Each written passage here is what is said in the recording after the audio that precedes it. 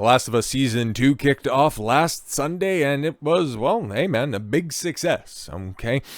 Season 1 was quite a consistent hit for HBO back in 2023, and now here we are at the tail end of April, at the tail end of spring.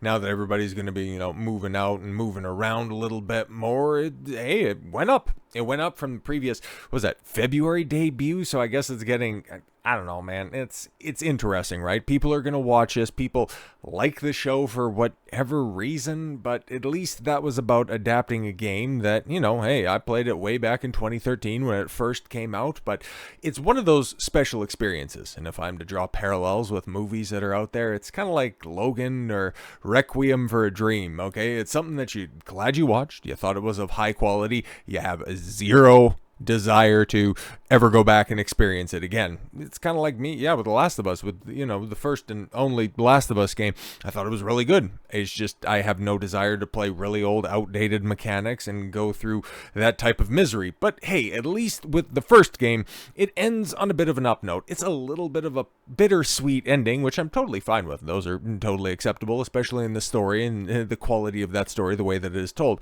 As for part 2 and for season 2, 3, and potentially 4, it's so insane. Like, if you wanted to get a multi-season story out of these two games, why did you rush through the source material for the game that everybody likes, only to just, drive straight ahead into material that is controversial at best and dog water at worst? It's a choice that you can make, and they obviously did, because Neil Druckmann loves himself more than anybody loves fresh air, so it totally makes sense why they would move forward with that. But from a business perspective, I mean, like, The Last of Us Part 2 is just a misery simulator, and if they're going to be adapting the game, which it really looks like they're going to be doing their damnedest to, I mean, you take a look at those viewing figures, 5.3 million viewers, up 13%, and here we are, okay, Friday? Yeah, it's Friday, geez. Time flies when you're, I don't know, just going back over this and then just taking a look at the response from,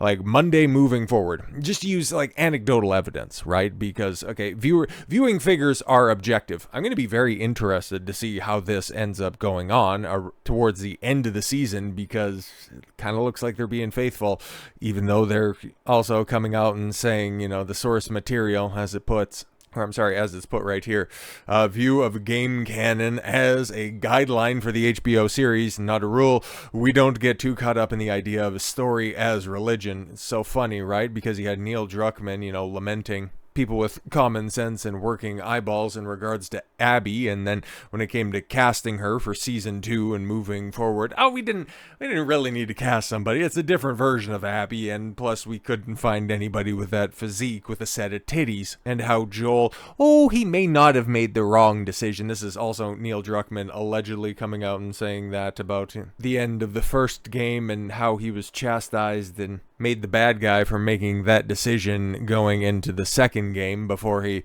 obviously meets his golfing related end. And, I think everybody with just a cursory amount of knowledge of The Last of Us Part 2 kind of thinks that, okay, cool, if they want to have a successful season, okay, if they want to continue to grow viewership, they're going to go ahead and prolong a big inciting event as long as humanly possible. But it also looks like this Sunday or next Sunday, it's going to be a Joel in one, baby. But as I alluded to a little bit earlier, just taking a look and trying to quantify this 5.3 million viewers, I don't really know, man, because after hearing some people who watched this, they're just not enthusiastic about this season. It's like, it looks good, it's fine. Bella Ramsey is whatever, and Pedro Pascal, like, he's in a lot of stuff and people have a general distaste for the man, but he's generally competent, if not good, in the roles that he's in, okay? Like, he was the best part of Wonder Woman 84. I just recently rewatched, some reactions to that movie, and it's like, he's obviously the best, okay? When he's being a somewhat competent father, he's pretty decent. Okay, we're going to be talking about another Pedro-related thing here in a bit, and yeah, it's very much leaning into his forte, which there's a big reason why he gets cast for everything, mostly because you can have that racial component with him also just typically being racially ambiguous, but he's the quintessential guy for the modern audience casting. But more on that in the second video of the day. We're focusing on The Last of Us here, and specifically, yeah, one round-headed ne'er-do-well and her ability to carry a game moving forward. Well, I mean, if that neck can go ahead and carry that head, I'm pretty sure we're going to be in good hands moving forward. And if anything has, or rather anyone has anything to say about the series moving forward, I mean, if a stern look and a stiff upper lip isn't enough to deter you from any untoward criticism, she's got some special dance moves to go ahead and show you, because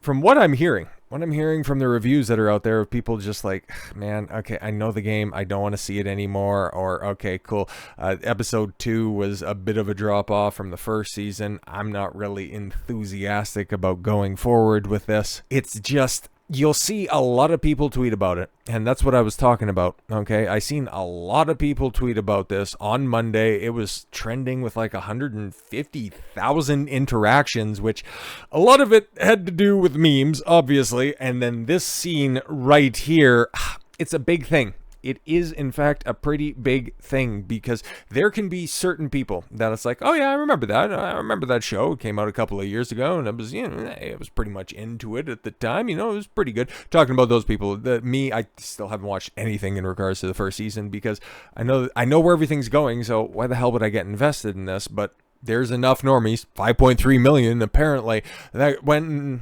followed up on their curiosity with season 1 and continued on to season 2, and there's different things that can go ahead and pull people out of a story. Okay, we've seen it recently in the person that snapped this scene right here. Okay, this scene has been on repeat in my head for hours now that it's literally Ellie Williams. Oh my god, with a profile picture of the one and only Rachel Zegler, so we know exactly where this person's coming from.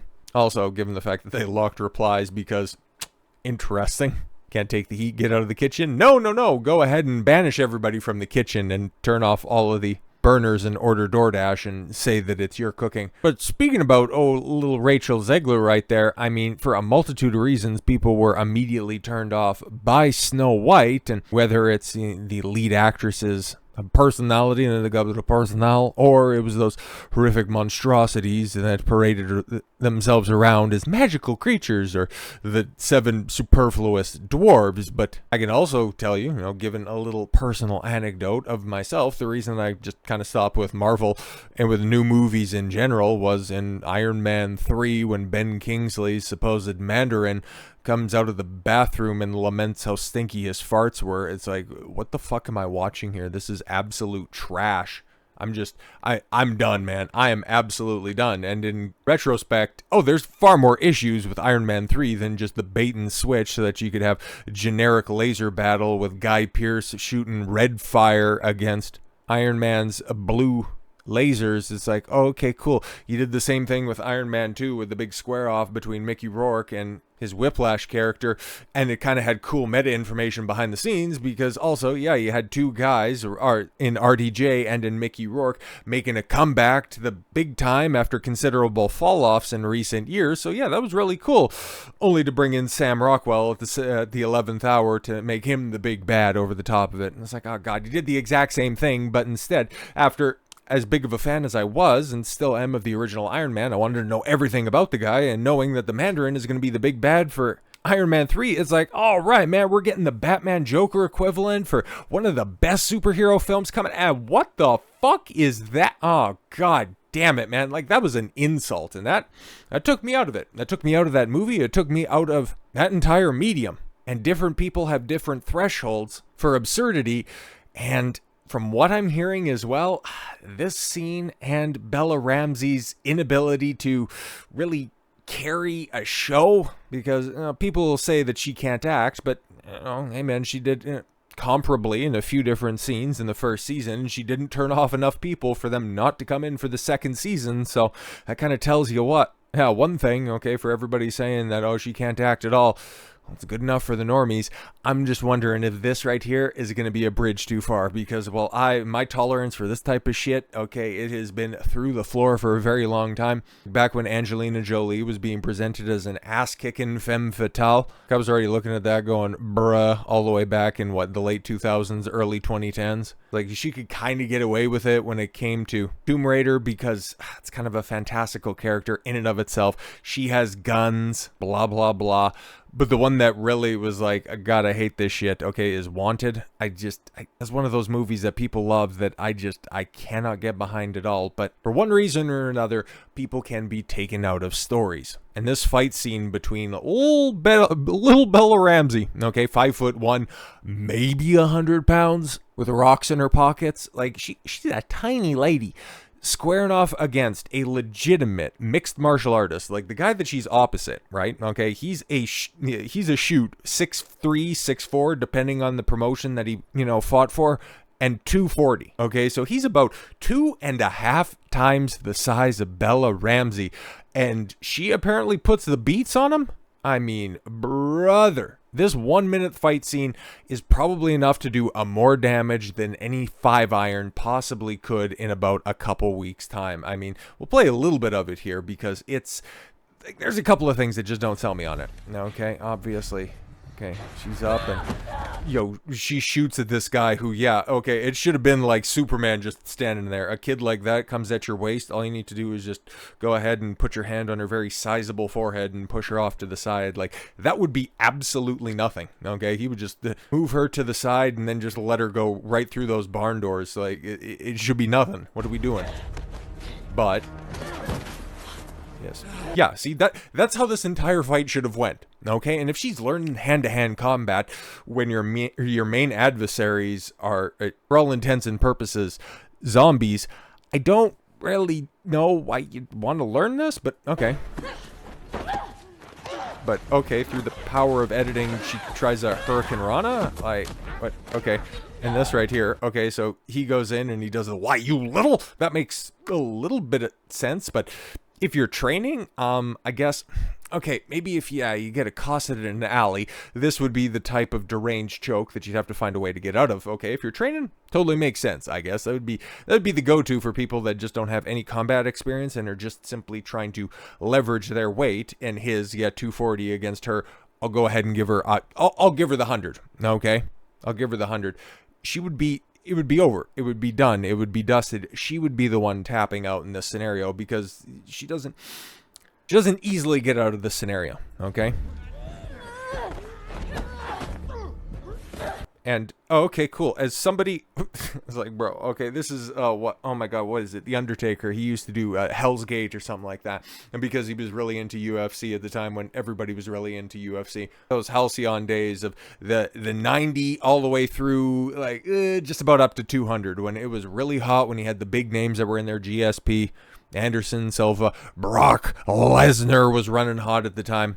Like, everybody's seen a triangle choke off their back a time or two, but the Undertaker decided to go ahead and work that in, and he would just throw legs over the head, and you're not doing, there's no pressure, there's no leverage there at all whatsoever. You know what he would do? He would rampage Jackson that bitch right there all the way through that hay-covered floor. Like, this would be a massacre 9 times over, but I guess they're trying to get across that she's trying to throw in a triangle choke or something like that, but one of those shins should be under his throat, and she should be pulling down on her other ankle or shin in order to apply some kind of pressure, but there's nothing there.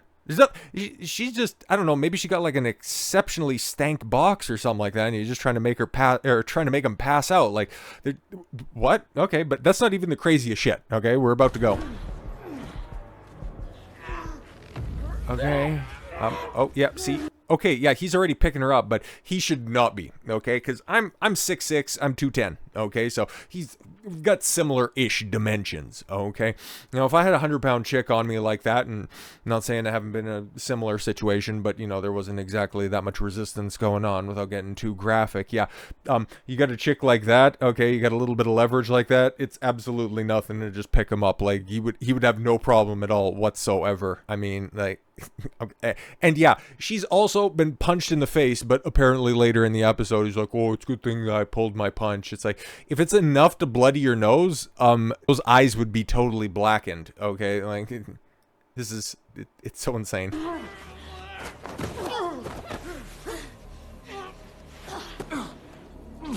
Like, okay, I guess they're also trying to get across that she'd have an arm bar or something like that. But again, there's no leverage there at all. It'd just be, okay, cool, I'm going to try to pull your arm out of the shoulder socket. Like, okay, because there's no way that she could hyperextend an elbow, put on an arm bar or anything like that. Like, but hey, it's supposed to just simply look good because she has the crook of her knee under his chin, but there's no pressure being applied, okay?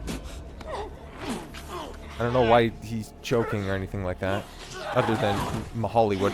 And then, yeah, okay, flips him over, okay, and tries to put on the crippler crossface, and man, this dude's acting his ass off right here, trying to pretend that he's in trouble, okay.